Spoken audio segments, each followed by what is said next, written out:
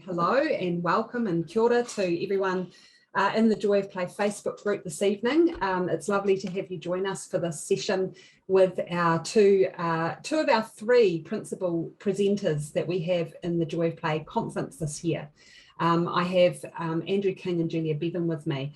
For those of you that aren't familiar with me, my name is Sarah Aiono. I'm the CEO and co-director of Longworth Education, and have been in the background scurrying around dealing with technical issues and hoping that all goes well with what's turned out to be a really large virtual conference this year. We've had over 200 people registered for the conference, which we've been so excited about given we had to make that call in December to go from face-to-face to virtual. So thank you to everyone who's participating. I'm going to start with Andrew, just to get Andrew to give us a little bit of a background of where he's situated, his school and his role, and then we'll throw to Julia as well. So Andrew. Thank you, Sarah. Kia ora koutou. My name's Andrew King. I'm principal at Oropi School. We are about 10 kilometres out of central Tauranga, up in the hills overlooking. It's a beautiful spot.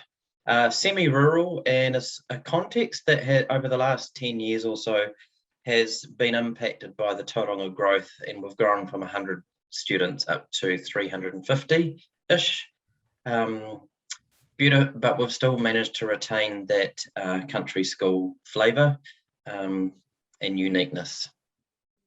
Yeah, cool. Thank you, Andrew. I've been there since 2010 myself. Yep. Yeah. And Julia. Kia ora tātou. Thanks, Sarah, for having me tonight. So I'm principal of Paekakariki School. Paekakariki is just north of Wellington on the coast. We're a school of 150, roughly, so quite a small school. And I think one of the unique things about us is not only our setting, where we are incredibly close to the beach, but also close to hills, is the way we run our learning environment. So we run multi-level collaborative learning spaces. And that's part of the change process that I've been involved in since I started there in 2015. So that's a little bit about Paekakariki. So the reason that I have asked Andrew and Julia to join us for this live session this evening is both Andrew and Julia have really embedded philosophies in their school environment related to learning through play. They have quite clear visions around what's important for them in their school and for their students' learning. And really, I wanted to be able to start the conversation around the topics that you share in your presentation for our Joy of Play conference. Both of you make reference often to being really confident in your why as a school leader, the vision you have, and perhaps what underpins that. So perhaps, can you just spend a couple of minutes talking about how you came to having play as a pedagogy and as a focus in your school? Perhaps, Julia, do you want to go with that one first? Yeah, sure. So when I came to Paekakariki School, the board asked me to review the charter. And so we actually took quite a long process. It took us about a year to do that consultation with our community. And we asked the key question, what is it? What is important for your child at Paekakariki School? And unsurprisingly, being happy was one of the key themes that came from our community at that time, along with things like being connected to nature, connected to the environment, being culturally aware. So we pulled all of that information together, and that is where we came up with our barefoot learner philosophy. So we call ourselves the home of the barefoot learner, which literally describes our children, and also I think symbolises the fact that as learners we all have our own unique journeys. So we're not guided by standards or those sort of expectations, that we value the individual child, and we're looking at that holistic view of what is well-being, what is success, what is progress. And play seemed to fit really naturally into that. And so that's sort of where we got started with the play. Obviously, like everybody, we're on a journey still. But that was the starting point for us, was recognising our vision, our purpose as the home of the barefoot learner, and what we wanted our tamariki to experience while they were at school. Okay, thank you. And just before I go to Andrew, for those that are watching on Facebook, and as we talk tonight, please, if you have any questions for Andrew or Julia, pop them in the comments. I'm keeping a little watch on those comments, and I'm happy to pose those questions to Andrew and Julia. Any wonderings you may have about leadership in school, or play in school, anything like that, we're only too happy to cover those. Andrew, how did you come to play at Oropi School? Well, there are definite similarities with what Julie was talking about, but I'd say it was, to begin with, it was quite organic, and just seemed to happen. But I think the starting point was, well, literally a single teacher in her classroom with that passion and understanding of the importance of a holistic approach, and that was in our junior area of the school. And I took great interest in what she had to say about the purpose and meaning of education in a primary school setting. And it happened to coincide with the fact that the school was beginning to grow, and we were needing to revision with our strategic planning and come to a reviewed understanding of what our priorities and needs and values were going to be for our learners, and what we wanted our learner profile to be, particularly as they were to leave Oropi School. And one of the things at the time is there was, and that was definitely loud and clear from the community, was a strong push to be connected with our local context and local environment.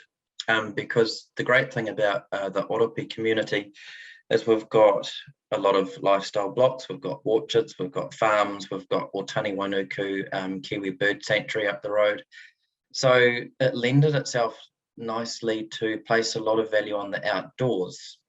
And then linked with that was the fact we have a gully, which, and then I started, I don't know how, but and probably through my links with this, and my conversations with this teacher, started hearing about forest learning and the connection with that in play.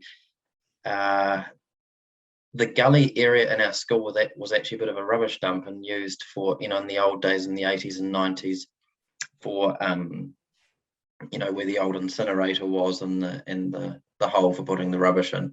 So we actually spent the next year or so clearing that out. And I think, and it's funny because the gully is the most memorable and special feature of the school now, and it wasn't, and that is almost the trigger to therefore influencing our local curriculum and what we place value on for our learners. Yeah, and it's about that sense of connection to the school community, isn't it? It was giving us a real context for kids to get immersed in rejuvenating the gully area.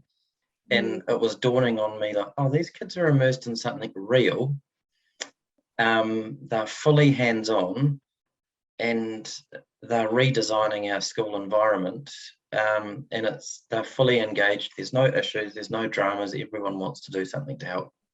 So a real sense of ownership of that area for them, and a connection. And Julia, you talk about this as school being home, for your community, and the idea of the tree climbing and the building. And so there's a lot of, for both of you, that connection to the outdoor space is just as important as what's going on inside the classroom.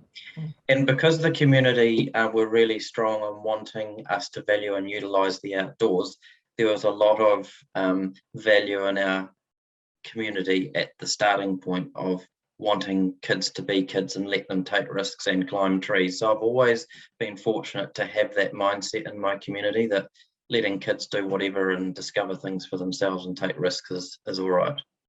And Julia, would you say the same for your community as well? Yeah, very much. And that's when the concept of the barefoot learner, at first it was, I was a bit unsure about that. But actually Paekakariki is a very small, defined space.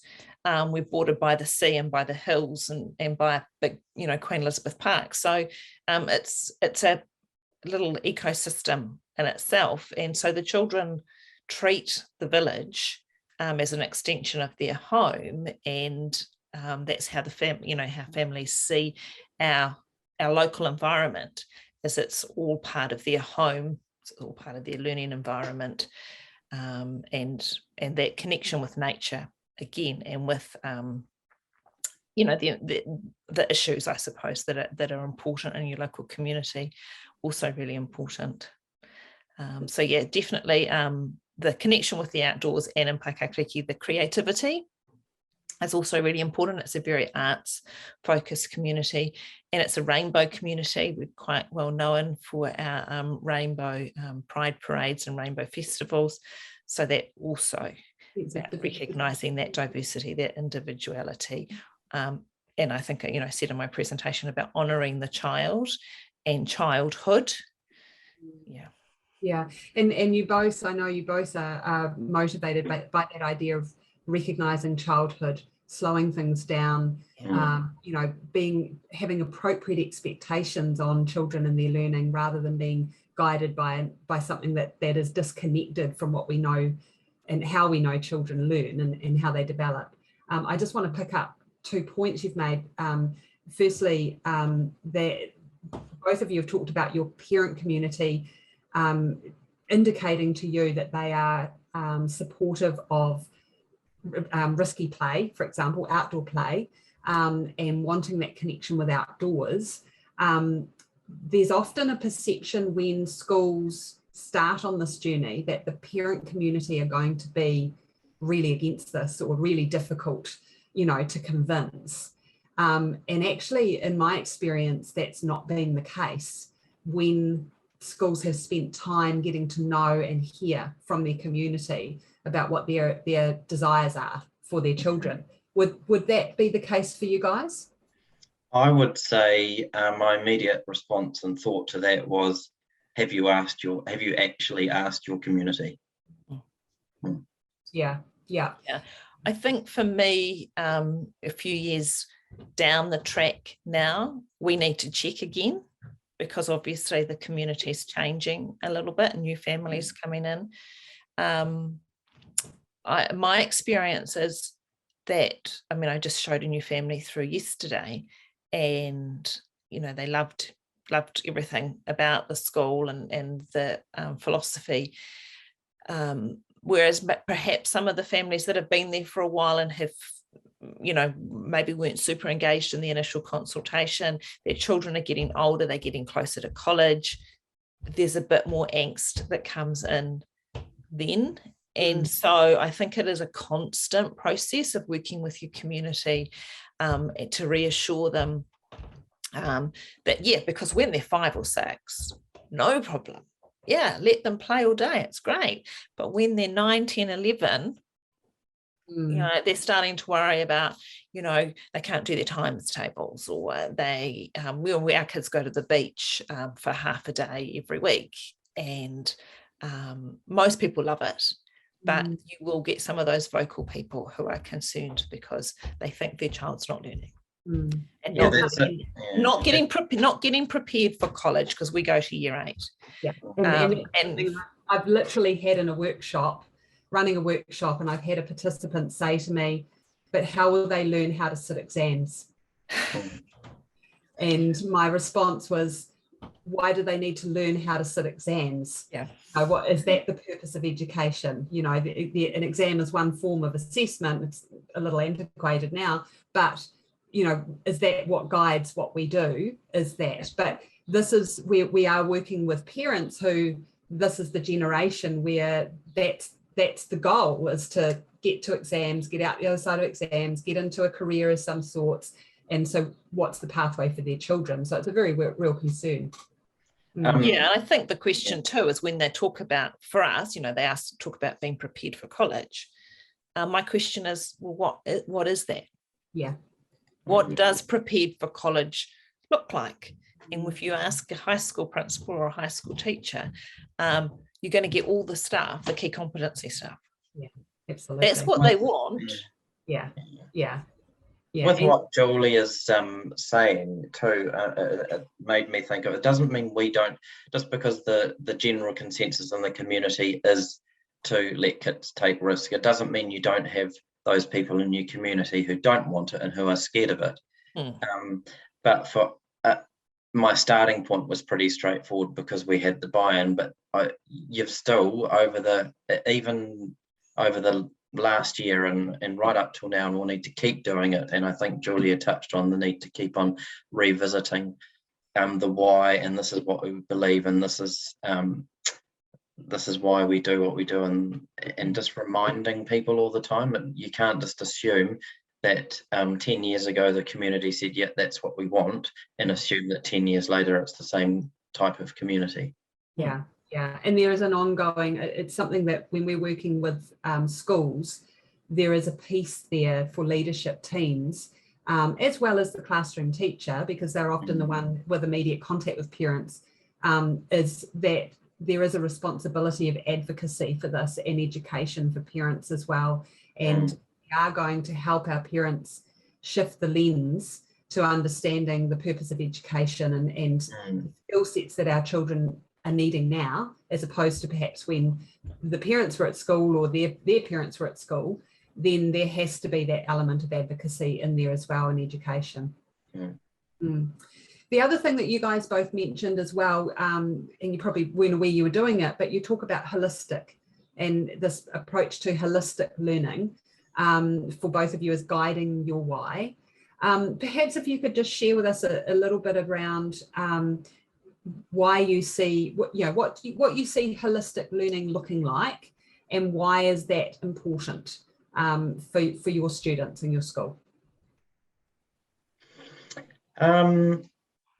For me, it was a conversation quite recently, actually, with a colleague around a reference back to the 1990s, because in the 1990s it was all about ICT and getting kids skilled and up the play in the digital world. But I don't know if I'm going off track now because I've missed the question a bit in my head. But to me, the need for a holistic education is really highlighted in the current world we live in, with growing mental health issues, and digital ICT and digital technology teaching, to me, the teaching and learning that's got a place, but it's not actually a priority anymore, because kids can actually just get on with that without having to be taught much. Whereas what's missing, I see, in the modern generation is these mental health and well-being issues, and the helicopter parent phenomenon. And so that is the need, and that's what I'm meaning by holistic education, is that a school's need and what we do in education is greater than curriculum delivery, because it also needs to reflect the needs of society at the time. Yeah, absolutely. Yeah. And I think Ken Robinson's work is the epitome of that, and it makes me think of the C's. I'm sure it was 6 C's he talks about, and one of them that I feel has been really relevant at the moment is citizenship, and having children have this connection as citizens to society. And I think if we look across the world at the moment, there is in many places a disconnect as a citizen to the sense of belonging to a community. Amongst the other, I think communication's one of them, collaboration, I think. So those ones we know of, but there are these other avenues that if we take this holistic approach and look at the curriculum, for example, through the C's, like he suggests, we will then cover all those other subjects, but within the umbrella of these more holistic skill sets, I guess, that will take children much further and be much more flexible in their approach to adult life. I think it's a school's duty to be very conscious of the big picture need and the big societal need, and how are we dealing with that in amongst delivering the curriculum. Yeah, absolutely. Julia, for you, holistic? Yeah, so quite similar to Andrew. We talk about the long game. And I was speaking to someone just recently. We talk about the leaves on the tree aren't turning green today because you watered and fed the tree yesterday.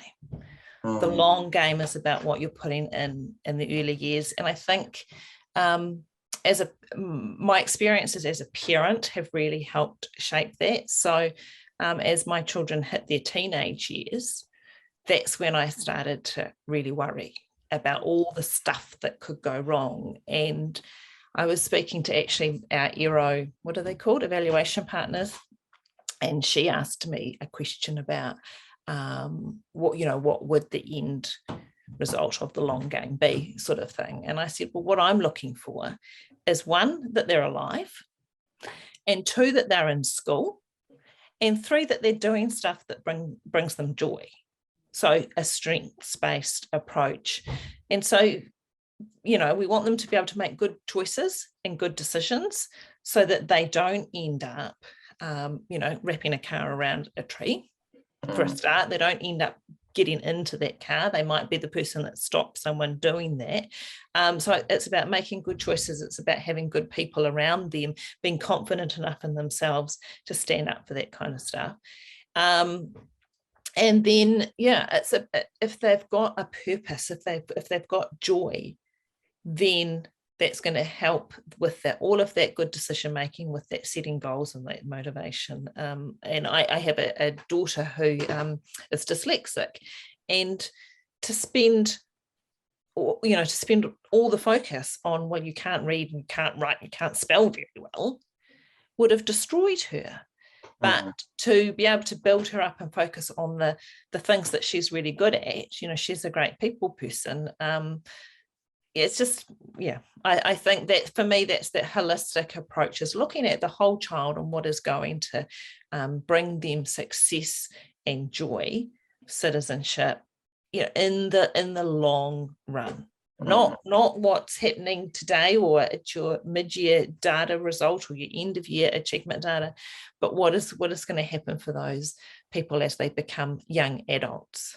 Because you talk about joy, Julia, it's like, I don't believe, and this is the whole connection to the holistic purpose of our job, is if kids are not in a positive, happy, joyful mindset as they're approaching a learning task. It doesn't mean they have to be amazingly motivated, but their mindset at the time needs to be relatively motivated. If they don't have any joy in them, they're not going to reach their optimum level.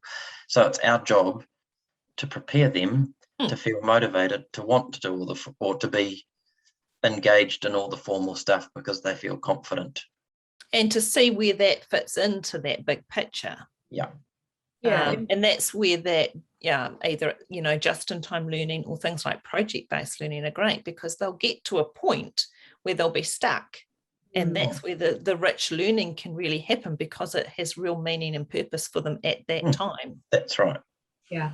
And this idea of creating these dispositions as a learner, I guess, is more to do with the long game, as you say, but this idea of self-confidence and, I'm good at this, and growing that in a child, rather than, as you say, I've got to catch up because I'm not good at that, or I failed that today. We've all experienced that through a school system where the focus is on achievement, certainly to certain benchmarks or levels, or, that's good or that's not good enough. All of that does shape our perception as a learner, doesn't it? For me, I spent most of my school life knowing that I absolutely sucked at maths, right? Maths was something that, and I know there's many teachers out there that have experienced this too. They've done studies on it. But that came down to the fact of the messaging I was getting about my progress in maths, rather than growing me as a mathematician. And if that had come differently, if the messages had come differently, I may have seen maths in a different way. It wasn't until I did NUMP as a teacher in a classroom that suddenly maths clicked for me and I got it, but I had to go through Teachers College worrying about teaching maths because of my experience at school. So there's a lot to be said for the influence of that on our identity as learners, isn't it? And so and relating to that is I believe it's our job as educators to find strengths in kids. And if you can't see a strength in a kid, well, you just need to provide a context so that eventually you do, so you can utilize that strength to enhance their well-being and feed that into their learning. Yeah, absolutely. The other thing that I want to just pick up on, and then I'm going to come to some questions that we've got, this idea of working from a strengths-based, the long game, not worrying so much about the reporting to data or, getting kids at or wherever, they should be at. That takes a bit of bravery as leaders to do that. Where does your courage come from? What I guess really helps you sleep at night, so you're not worrying about accountability or, answering to someone at the ministry? Is there something that helps you with that? I still analyse our student achievement data in reading, writing and maths, because I believe that all of the other things that we're doing are building those skills, those competencies, those capabilities in our learners anyway.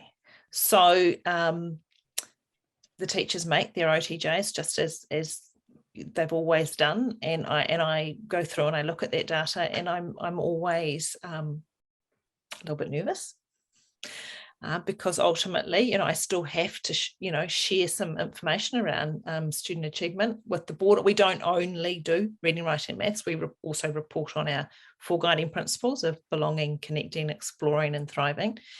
But our data always looks pretty good. Okay, that doesn't give me cause for concern. I'm not usually very focused on the very early years. That's that. It's like the compost, right? That's where we're putting in all the richness. So my board are fine with that. But in addition to just saying, well, yeah, this is this many who are kind of working at expectation and whatever, we also have a look at progress. And I'm really trying to push that in my reporting now, is the children that we are most worried about are the children who are not making progress, not where they are in relation to some standard or some expectation, but are they progressing with their learning across all of those areas. So I'm just trying to flip that mindset a little bit and bring it into that progress space. I think that's the key thing you've said for me that summarises it, Julia, are the kids making progress? And that is what is most fundamental and important in our board reporting. And I wish, well, I guess there's nothing actually stopping us. We could actually get away from reporting that shows year levels and curriculum levels and just report on progress. I'm yet to master a way of showing that well to give assurances that enough children and every child is progressing. But I think we're starting to get there. But that's the essence to me, is so long as I'm confident as the principal in reporting to the board that we can hand on heart say kids are progressing, then that's all good with me. And also progress is not just about reading, writing and maths. Progress is also about that kid who turned up to school kicking and screaming and swearing at the teacher, who now immerses him or herself in a play activity for an extended period of time. That's massive progress for a 5-year-old. So we've got to stop thinking about progress just in terms of literacy and numeracy. Yeah, and I think that's something that more and more schools are looking at. I think it presents its own challenges because it's harder to report on. Well, the reason why we can report on reading, writing and maths is because we can quantify progress. Yes. We can measure it very easily. When we're looking at children's social skill progress or ability to develop empathy and emotional regulation. These are these concepts which, we're just talking about holistically, I would argue are far more important than whether a child can read, write or do maths. And harder to report on as well. Yeah. Harder, aren't they? Yeah. So how we do that is something that, is going to be up for discussion over and over. And I strongly suspect that it's going to end up being sort of vignette style, rather than there being a quantitative measure of it. It's going to be more qualitative examples of, and to me, that's far more respectful to the learner as well, is to be able to capture, evidence of this through qualitative means. And there are definitely ways to capture evidence of qualitative stuff. Yeah. And so before we go into these questions, because I see some coming up, I just want to touch on one thing. Andrew, you mentioned there's nothing stopping us. Policy, ministry policy here. We often get from teachers that the ministry says, the ministry wants. What's your answer to that? A lot of policy is very wordy and open for different forms of interpretation. And actually, if you dig deeper behind the research behind policies, it's actually pretty broad and holistic in what they're wanting the education system to achieve. And it's a bit like the social media influences in people's judgments about all sorts of things and the way things are. Somehow what is intended at the beginning, which was the research behind the policy, gets mixed up and reinterpreted and misinterpreted. And people have forgotten to go back. Actually, hang on, what did they say in the Tomorrow's Schools Review report? Oh, actually, they didn't actually say that we needed to. Yeah, and they want us to be looking at holistic records of learning. Yeah. And do you think that there's a responsibility that sits there for leadership teams? Because I'm thinking about, for example, the average classroom teacher who's getting through a very busy day, planning for the next day, a play teacher who's probably having to scrape mud out of the mud kitchen and pick up Play-Doh off the carpet, all of the bare bones of teaching, doesn't then have the energy to go home at night and read through a Tomorrow's Schools Review or look at the latest policy, release from the ministry. So many of our classroom teachers, particularly who may find themselves in schools that aren't necessarily supportive of a play pedagogical approach, there needs to be some way that leaders are able to get policy to teachers so that they understand that things can change. I've had, for example, teachers say to me, but I should be doing this, and the ministry says that we shouldn't do this, and yet I know that there's no directive from the ministry around that at all, but the message has filtered through the varying whispers through the hierarchy of school, and that's the interpretation at classroom level. So where is the responsibility there for leaders around that dissemination of factual information around ministry requirements? Julia, do you want to go first? That's a really interesting question, and probably not quite. I'm not going to answer that question quite so well, but my recent research has been looking at primary school principals' perspectives of play, and I'm just in the process of finishing the writing up of that. And some of my reflecting and thinking around this work has been that mine was a small scale study, but the principals that I interviewed all had a commitment to play. There was no one against it. There was one principal who said he didn't like the word play, but fundamentally was, was convinced of the value of play, particularly for younger learners. But what was interesting is the interpretation of what is play and how that is implemented in schools is very different. And I actually think that principals who many of whom have not been in a classroom for a number of years, may never have been in a junior school classroom, certainly very unlikely to have been in an early childhood centre, are scrambling to take these new ideas, which we know are not new ideas, but the play wave that our junior school teachers are bringing into our schools. So principals are struggling a little bit, I think, too. We're not long out of national standards, where we've had some quite strict reporting requirements, and then we've got this play stuff coming in, and there's very little support and guidance from my opinion anyway, for principals to pull all of that together, and for there to be some kind of consistent overview guidance. I mean, there's a statement on TKI about what play-based learning is, but it doesn't really tell you anything. So I haven't answered your question, Sarah, but that's sort of where I'm sitting and what in the role that principals have, and I think that there needs to be some more support for principals to pull all of the different strands together. I think the problem for principals is that there is always so much coming at us. It's really hard to prioritise and then to find the right source of information. But I guess that's the essence of it, is that I guess as a leader, and it's easy for me because it is one of my passions is the play-based movement and that in our school. So it's quite easy for me to say, but I think our priority as a leader is to make sure we're looking for the right information to read and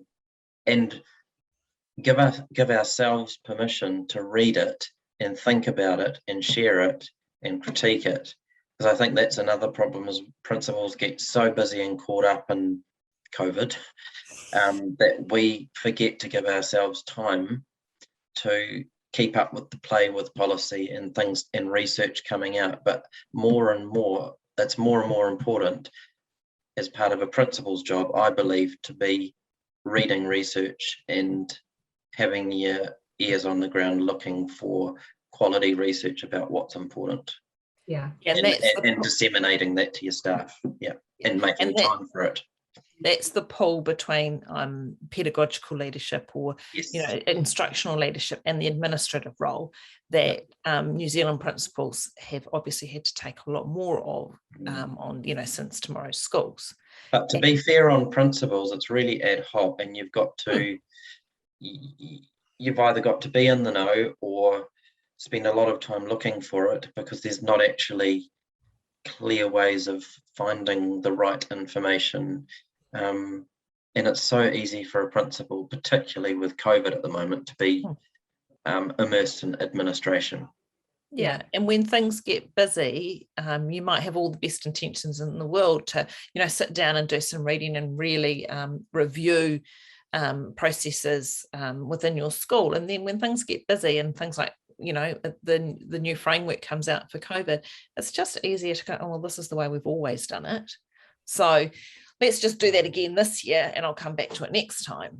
It's something that that Longworth Education we find when we go into schools to support schools to implement play.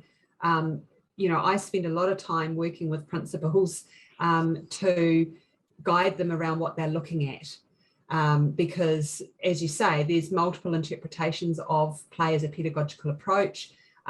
We have a lot of very passionate teachers out there who really want play to be in their space, and for whatever reason they may not have accessed support around that, so they're implementing their interpretation of play.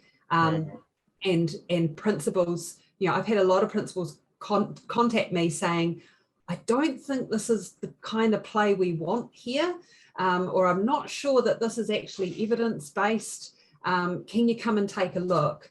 And it's about helping principals know what they're looking at, so that they know that the teaching through play is happening, that there's a connection to evidence around what's appropriate play and what might not be considered play. And also I've had to advocate on behalf of teachers to help principals understand, because they again have a different interpretation and expectation around it. So there is that kind of tension between, because we're working from different areas of knowledge gaps, practice gaps, all of that kind of thing. So, you know, I think, to be fair, everyone needs the space to be able to do some of that learning, don't they? That's the key. Yeah. Okay, we'll go to some questions. And what's really frustrating is that I can't see some of the earlier comments that disappeared off the bottom of my screen here, but I think I can remember we had one question. Julia, you mentioned about the constant review process connecting back to your parents. Are you able to elaborate on that a little bit and what that might look like? We've tried various strategies. So some of it's been inviting parents in and having you know, information type sessions, having parents in just for the sharing of learning, so the students are actually leading what's happening, so that the parents go, so that's what you've been doing, or that's why this happened. So little things like that. I've also tried to share pieces of research, some of my own writing, and we're actually going to go back out and do formal consultation this year and just recheck. Yeah. So there's a lot of informal cycles of connecting, and then informal review. Yeah. Andrew, for you, do you have a regular process of review there? So I'm just going, I might be off track here, but I'm just, learning stories is what comes to my mind, and giving plenty of opportunity for parents to see what the kids are doing through storytelling in newsletters, in learning stories, and the social media channels that your school has, and that helps grow parents' understandings about what it's all about. Sorry, was that the original? No, just connecting with our parents and helping them understand. I think our big drive for connecting with parents to help parents understand what it's all about is the growth and development of learning stories. Yeah. And one of the things that I know Andrew will be familiar with my research and the creation of the play-based learning observation tool that we use in schools now. This is a tool we use to connect practice to research, practice to evidence of effective teaching through play.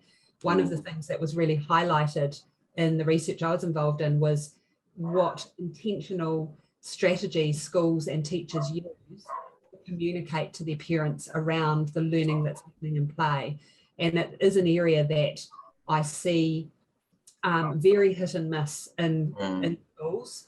When I walk into a play classroom, I want to know that it's a play classroom. I want to be able to see it celebrated, whether it's, you know, an information on a wall somewhere about, you know, what's been going on, what the play's been happening, or if it's an individual learning story sitting in the library corner that children can go and read at any time, whether there's social media posts or newsletters going home, or whatever your form of communication is. And I know that that's very varied depending on communities, but there's a regular push for information out to parents about play, its value, its impact on learning for the students in the school, and its impact on their development, I guess, through life, and what play means for us as human beings. And really being articulate with parents about what it isn't as well. Yeah. This is what play, and I cringe when I hear people say, oh, we shouldn't call it play. It's like, yes, we should, because it's play. We need to educate parents about what play isn't. Yeah, exactly. And also the other message that came through as well is, just because we play here, it doesn't mean we don't teach reading and writing and maths. Yeah. You know, we haven't thrown that out, that's still going on. All that good teaching is still happening, but now we're trying to deliver the content of the curriculum through a child-led, strengths-based, developmentally appropriate approach, which is play. This is and I would argue that curriculum delivery is done much better if it's informed by observations and noticings in play. Yeah, and that's that notice, recognise, respond approach, isn't it, to knowing what the kids are pursuing in their play and gifting the curriculum in at that point. Yeah. the problem that you run into with that, I find, is that when the children go home, and I think probably more so in the last 18 months in a COVID environment where parents are not coming into school so regularly, is that, you know, the parent will say, what did you do for reading today? Or what did you do for writing? Well, we didn't. Yeah. Yeah. What did we do today? We played. You know, no, I just played all day, Mum. Yeah.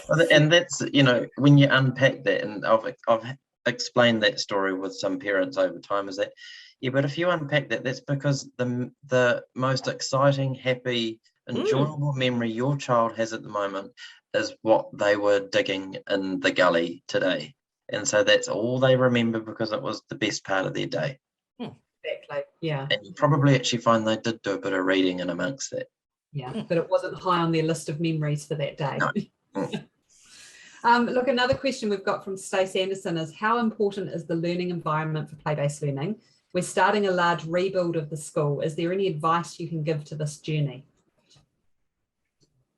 Sounds like some property matters. The environment is very important. But I think what I would say is that in terms of a build perspective, that you want to keep it quite simple.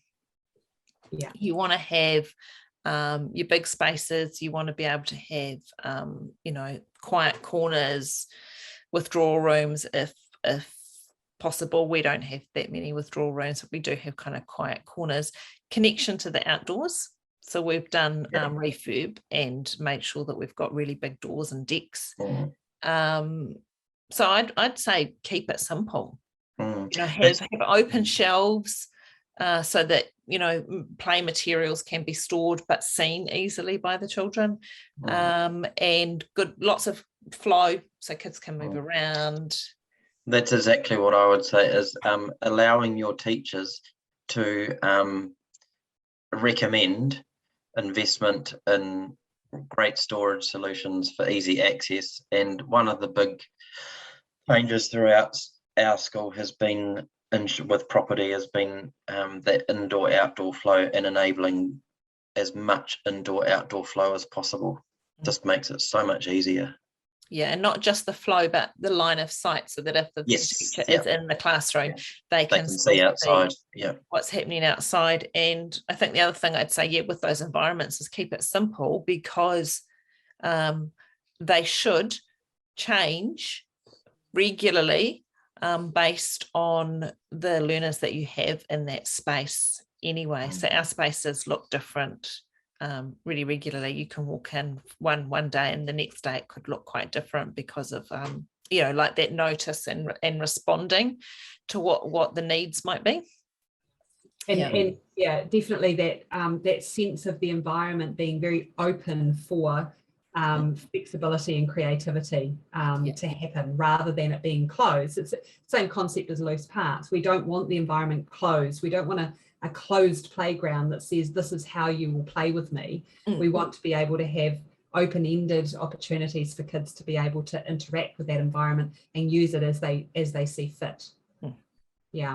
I know that there are a number of architectural firms now working with schools. I've been in a couple of schools where they've had the focus on changing their environment, and some particular firms, don't ask me now the names because I wouldn't remember, but there are firms out there that do seem to get it and are working more and more with schools now around designing environments that are much more conducive to the philosophy of play, rather than that more sort of traditional institutional approach to setting up a school environment. So there's definitely people out there that know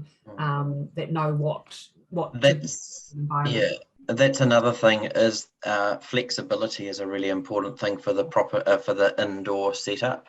So in all our classrooms has the flexibility for things to be opened or shut, areas of the classroom to be opened and shut. Definitely.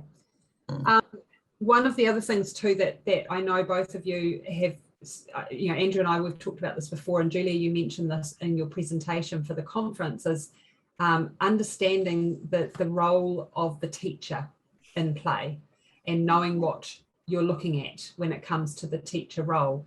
Are you able to elaborate a little bit more on the importance of that as leaders? I come back to notice, recognise and respond. That's my key message in my head as to what is the role of the teacher, is to be the noticer, recogniser and responder. And actually it's a lot harder to be a quality teacher in a play environment, because you've got to sit back, you've got to really know the curriculum, you've got to really know dispositions, what they are, you've really got to know what key competencies are, and your job is to look for that in action and be able to use that to inform, how your learning program might evolve over the week and the term. Yeah. So lots of on the spot thinking as a teacher. That's right. And to be able to do that on the spot thinking, you therefore need to know what curriculum content or what curriculum, what all the aspects of curriculum areas are. Yeah. And Julia? Yeah, I think I just add to that. I think one of the areas where perhaps teachers and leaders have struggled is wanting to have a solid definition of the role of teacher in play. And I think it's really important to recognise that that is a continuum, just as play is a continuum, that the role of the teacher is going to change, and that is in response to what's happening in the environment. And some days, and I had this situation with my new entrant teacher last year, where she had some behaviour concerns, some kids that really weren't settling into the learning environment, and actually they weren't coping with how the environment was set up and with what was happening. So, it was coming back to, you're the adult in the space, you are actually the person that's making those decisions. And today, this week, for however long, it might be important that the role you take is a little bit different. It might not be the role that is ideal for you and the role that you want to be fulfilling long term, but in response to the behaviours that you're seeing, you might need to change for the short term. And that seemed to work quite well. So I think sometimes as teachers, we want to have something to hook onto, and that's the thing, and this is how a teacher in play should be. I think it's really important to understand that there isn't one way. Yeah. To me also, it's like everything. The role of the teacher is in a play context is almost the reverse of how we've been trained and taught how to teach.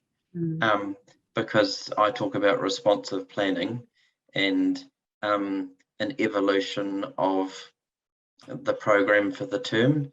So what I mean by that is, and the fact that it's a reverse of how we're taught to teach, is that you're starting almost with the unknowing and trusting yourself just to really listen and watch and notice what's going on, to therefore organically plan the rest of your term.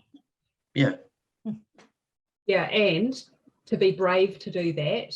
Yeah. And trust that process and trust that learning will happen, it will unfold. Children are trusted to do that, and that there is no requirement for ticking a box or saying I've done this or done that. Or saying 10 weeks beforehand that over the next 10 weeks you're going to do this, this and this in week 1 to 3 and week 4 to 6. That's just a nonsense. But to be in that mode, this reverse mode, is actually much harder and demands you to be a quality teacher.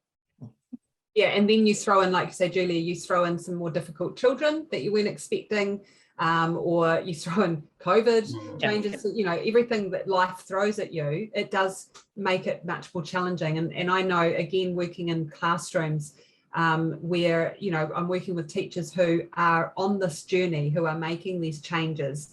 And when we talk about making the changes, we don't say overnight. This is a process where it's, 3 steps forward, 1 back, 1 to the side, and then back we go to the front again, recognizing that is the journey. And that when we have some of the, I've worked with teachers who I've gone in one visit and thought, gosh, they're onto it, they're amazing, that everything's working really well. And then I go in 4 weeks later and I just think, where's it all gone? Hang on a minute, what's just happened? And it's been because maybe there's been some challenging children in the classroom and management's been a problem, and a teacher's hit default, gone back to their safe space. Yeah.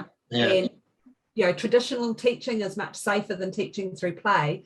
And so rather than going, well, now you're doing it all wrong, it's looking at, well, what support do you need now to understand play in this context? And that's why that's why you've consciously got to always keep on reviewing what you're doing, and just accept that, you go through waves of it humming nicely, and then you go through dips, and that's just life, and not to beat yourself up over it, and just so long as you reflect at getting opportunities to reflect and move on. That's that change process, isn't it? Mm. Look, I haven't got any more questions here. We've got a couple of comments, which Lucy, thank you for your suggestion around floor coverings. That non-carpeted floor coverings are important. Sensory impact of quiet spaces, and flexible play and floor coverings. And I know for you guys, one of the things you touched on is the need for good storage. That I know for us in the work we do, we're constantly saying, don't spend the money on the resources, spend the money on the storage, and the resources will come. But it's the storage of it that seems to be the most difficult for play spaces. So, yeah. So look, I just want to wrap up because we're just about at 9 o'clock. Last messages, I know we've got a number of principals in the group. I've seen them join today because I know that they were aware of this evening. For those principals who perhaps are a little unsure, who don't quite know yet, they've got an interest, or are dipping their toes a little bit, or maybe have joined up today to listen to this because their very keen teacher colleague has told them to join and listen. What would your sort of final message be to those principals listening out there? The backbone of what we do and why we do what we do is our school philosophy. And so just really getting that sorted out as your starting point is, in hindsight, a recommendation, is spending many staff meetings really honing in on what your philosophy of teaching and learning is, as individual teachers, as teams of teachers, and as a whole school of teachers, and realizing that you're in this for the long game as well, and it takes a long time. Don't expect it to happen in 1 year or 2 years, and there will still be things coming at you, but because if you have a philosophy as your backbone, as new things come at you like structured literacy and all those sorts of things which are valid and have a place, you can consider it for your context with a lot more rigor and understanding of its applicability. It's a filtering, isn't it? It's a filtering of everything that's coming at you. Yeah. Julia? Yeah, 100% agree with Andrew around, having that really clear school vision. And that's the mechanism by which it guides your decision making. But I think, and you did touch on this, Andrew, but stepping back even further, and as a principal, being really clear about what your vision for education is, what your why is.